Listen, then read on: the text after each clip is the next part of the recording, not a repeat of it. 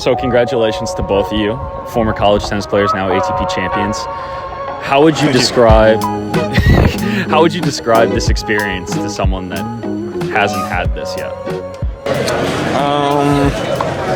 No, you go first. I really know how to answer that. No, it's a great transformation, I think. At least for me, going into college, I didn't really have any professional ambitions. And it wasn't really until my junior or senior year where I felt like I maybe could achieve a little bit more in professional tennis. And then you just get to work. And the biggest word I could use is patience. Okay. I mean, it's taken us years to get to this stage, and you got to have a lot of patience and perseverance to keep going. But the journey is quite incredible if you meet the right people along the way. Such as this guy. Yeah, exactly. So how would you describe it? Yeah, I mean, it's just so...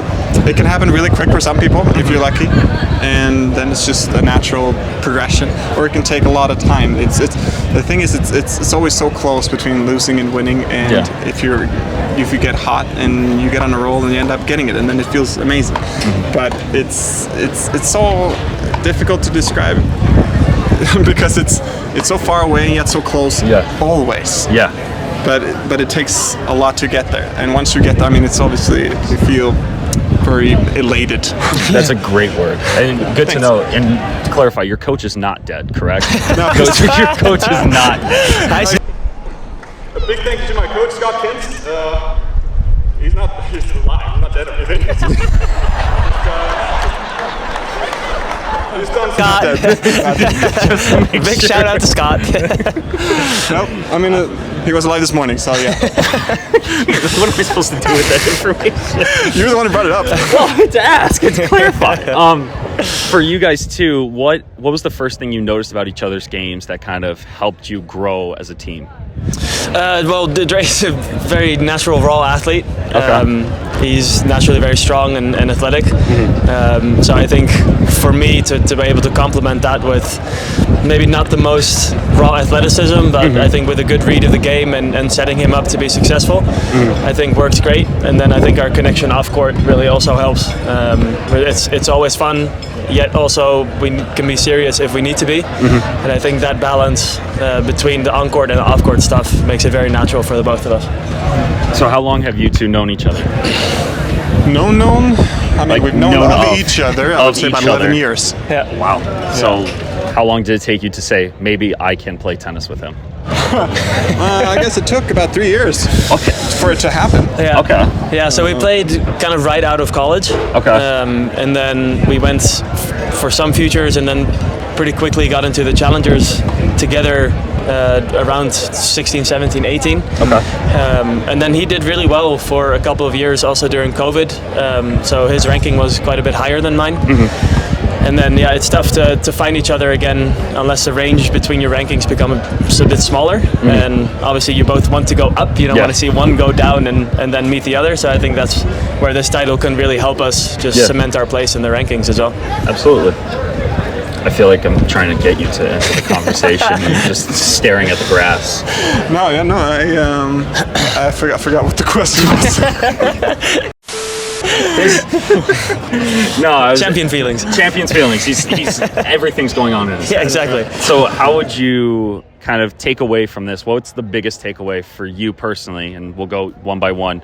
What's the biggest takeaway for you as a doubles champion and as a tennis player? What's the biggest takeaway from this week? Well, it's the first result proof that we can really play, good tennis together. We play great tennis together. I think we've known that it's in us for a long time, and we're like, where's the proof? Where's the proof? So it's always nice when you can get that receipt. And you're like, we can play. So that I guess that's the biggest takeaway. But I'm also really proud of the work we've been putting in. I think we've been very patient and resilient throughout these last few months, and without getting the results we really wanted. So, the pride. I mean, I guess that's the biggest thing I take away from this. How about you? Yeah, same. I think once we started a few months ago again, we told each other, it might not happen in the first few months, but we really signed up for a long-term professional relationship. And yeah, like I said, to get the confirmation after a few months is great. And it's just a proof that the process that we're building is working. So we're hoping to keep those fundamentals going. And then, you know, sometimes the process can be a bit boring, but I don't think winning ever gets boring. So well, no one should think winning is boring. No, at this point. Winning feels great all the time. A professional standpoint as a friendship standpoint, how do you keep that separate? You know, that could be quite tricky.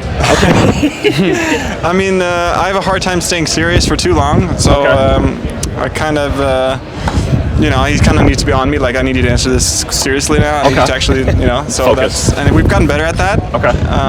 And so, but it is tricky sometimes. So yeah, right? What do you say? Yeah. Again, I mean, it's. That we both also have serious long-term relationships. He has a wife, I have a long-term girlfriend, and I think we've got to set boundaries there as well. Where you know, you got to go, you know, call those people, call your family, and maybe also go home every once in a while. You're on tour and on the road together a lot. So you just got to make sure that you also have some alone time, and then it keeps everything else fresh, I think. Your significant others think you guys know more about each other than them. Is that? I don't know, different parts. Different parts of each other. That's fair. That's fair. Well, gentlemen, congratulations. Thank you again. Thank you. Appreciate it.